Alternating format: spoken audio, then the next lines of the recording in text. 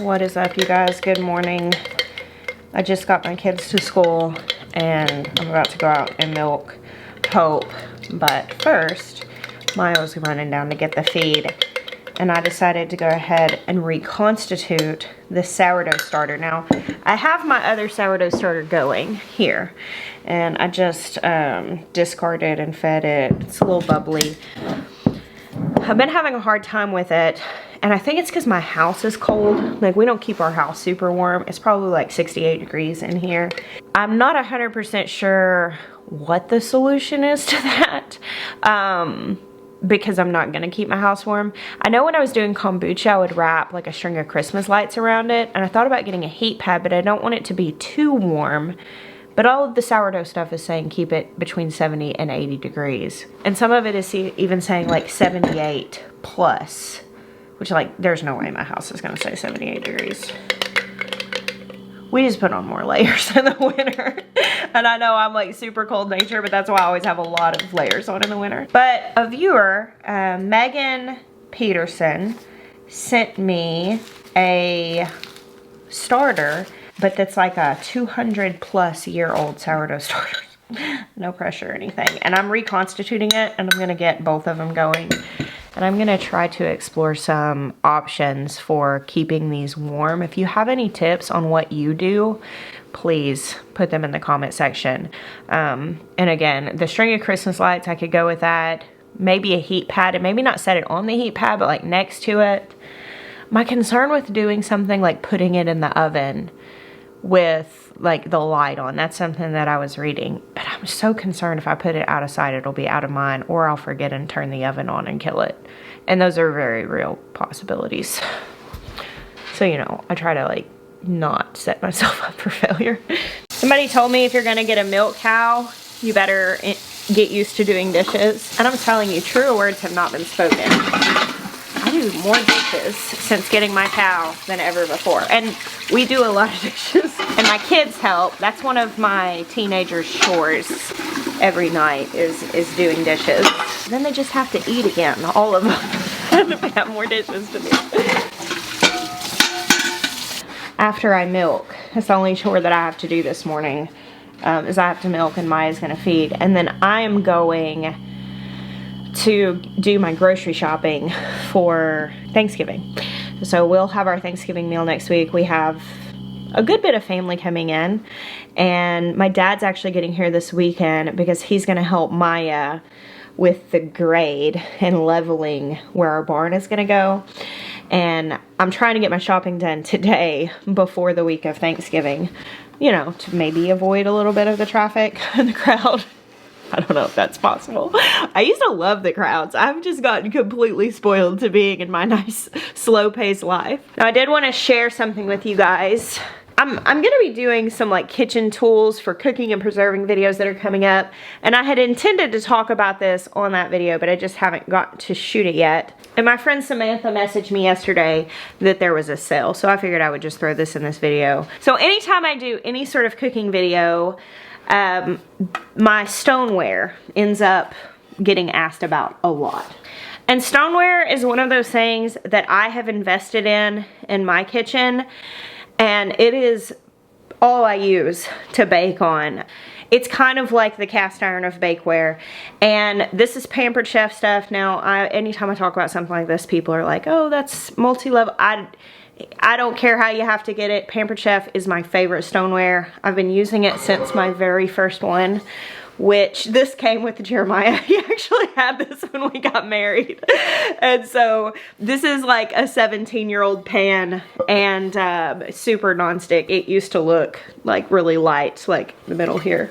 But yeah, this is amazing stuff. And if I remember correctly, it's made from clay, which is harvested, dug in the United States, and it's made in the United States. So it's like really good stuff.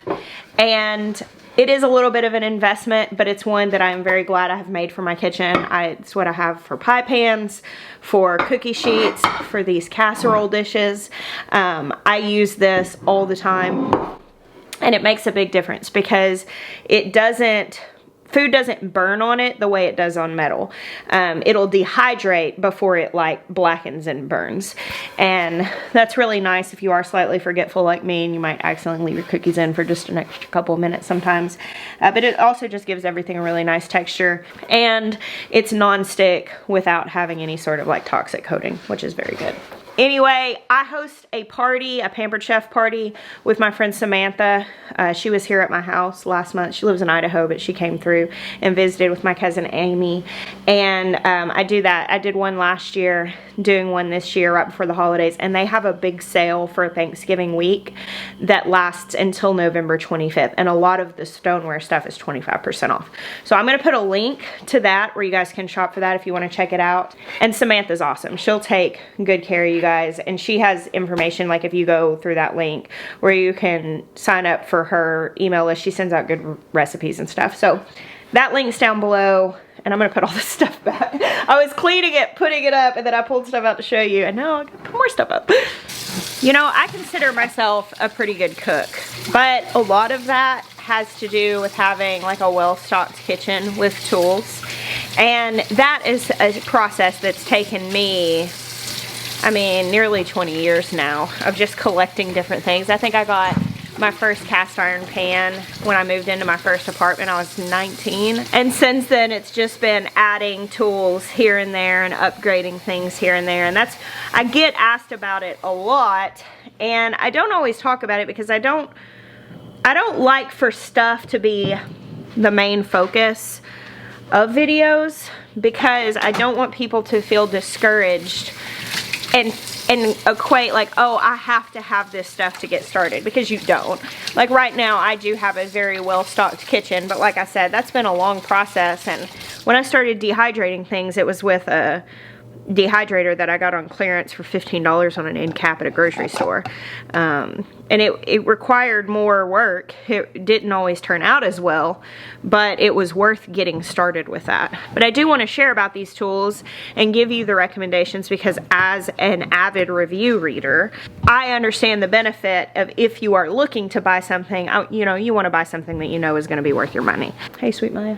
Hey. I was talking about the Pampered Chef stuff and my my step pan that I got when I married you. Nice. My first Pampered Chef pan. I didn't ever know about stoneware before then. I had never used it. I'd never known about cast iron. We enlightened each other. We grew together in our kitchen legs. You complete me. So Meg Holler actually taught me a trick on my teat wash for my cow, to put a splash of apple cider vinegar in it. It's supposed to help like soften the skin and just like disinfect and stuff. I do soapy water, but I've been adding a little bit of apple cider vinegar, and because it's cold outside, it's not super cold, but I've noticed as it's gotten colder that her skin is just drier, and so I think putting this in helps. I've noticed it helps when I do it. It also smells nice. Here, will you hold this? All right. Thank you. Good night. It is brisk out here this morning. All right, peanut gallery. So I'll be brief because the cow and Maya are waiting. But right up here is where our barn is gonna go. And I'll get some footage of them working on it this weekend. But basically, this corner is like 20 inches lower than over there. So they have to use this sand clay and level it out. And there will be a drive that connects right there. And you can kind of see that's the garden belt area. Hey, honey girl. Hey, pretty. Hey, honey. All right. Miss Hope is ready to go. I've had a lot of people ask me about these bumps on the back of Hope's udder, and those are just false teats. It is a flaw technically, but it's not a harmful one. If they have like extra teats or false teats that are like larger, sometimes they can end up producing milk and they can be problems, and sometimes people get them clipped off when they're really little, but hers are not big enough to make a difference.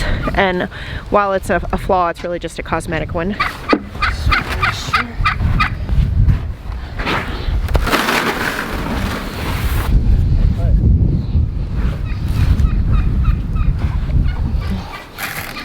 gonna try to set this up, but I'm not sure how the sound is gonna do. It's so windy out here. Oh, my camera's gonna get showered with grain right there.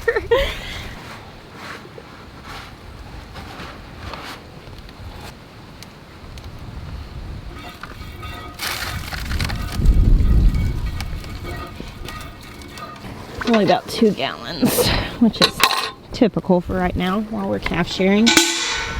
Oh gosh, there you go. Come get mama. There you go get mama. Oh, Bear. Bear can't go in there with Gabriel because they have to figure out who's boss, and they just chase each other around the whole time, and it doesn't make for great videos. So the morning routine is usually at this point that I go in and strain the milk while Maya goes and starts feeding, and that's essentially what's going to happen now. A lot of times when I'm done, I come out and join him for whatever it is we're working on, but today I am grocery shopping, which we live about 45 minutes from the closest like good sized city. I'm not sure where Maya went. I guess he carried the milk in. I didn't see him go, but I'm gonna grab this dirty bucket. So grocery shopping, when I do go for like a big grocery trip, it's pretty much like an all day event as far as like the day hours.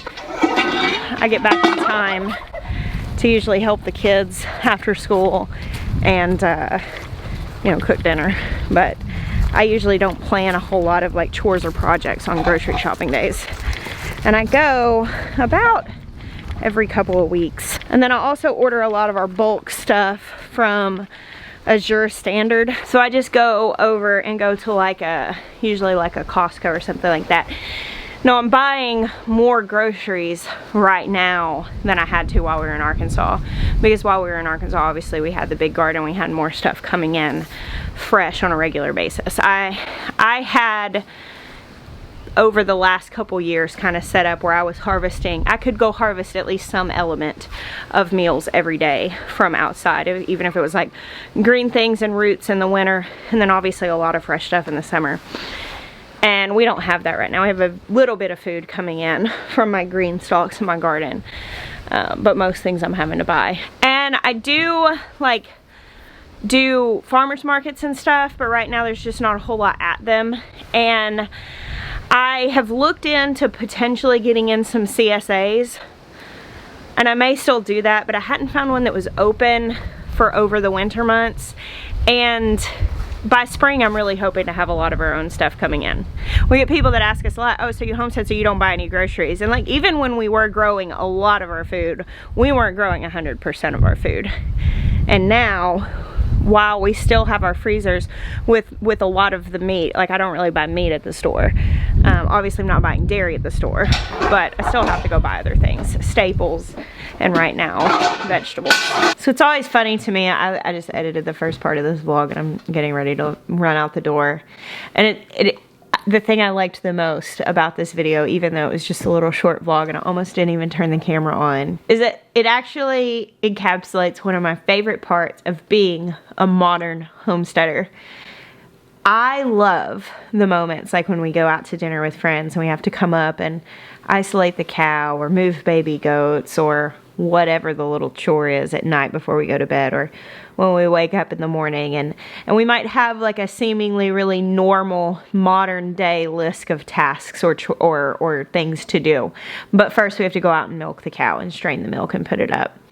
And while I love the romantic notion of this super slow-paced, beautiful farm life and cracking the eggs in the cast iron skillet and the sizzle of breakfast and the pour of milk and those videos where you get to really just show the sun rising over the field and the fog on the pond and just really share that slow, simple life.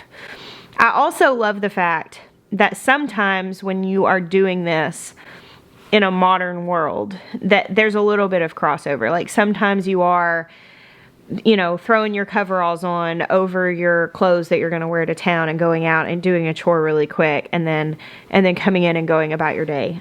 because it's almost like this gets to be the backbone of a life. Like, this is the refuge of sorts. And that was always my vision for what we did here. I wanted the simple life, but doing that entirely with all the other things we have going on, it wasn't necessarily something that was super realistic for us. But finding a way to make that simplicity and the rhythms of a homestead life the launch pad and the landing place for all the other things, that's something very dear to me that I don't always get to convey.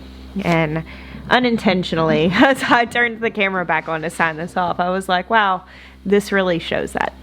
So thank you guys for joining me for that little glimpse in this ordinary morning of my extraordinary life. I bless you. Until next time.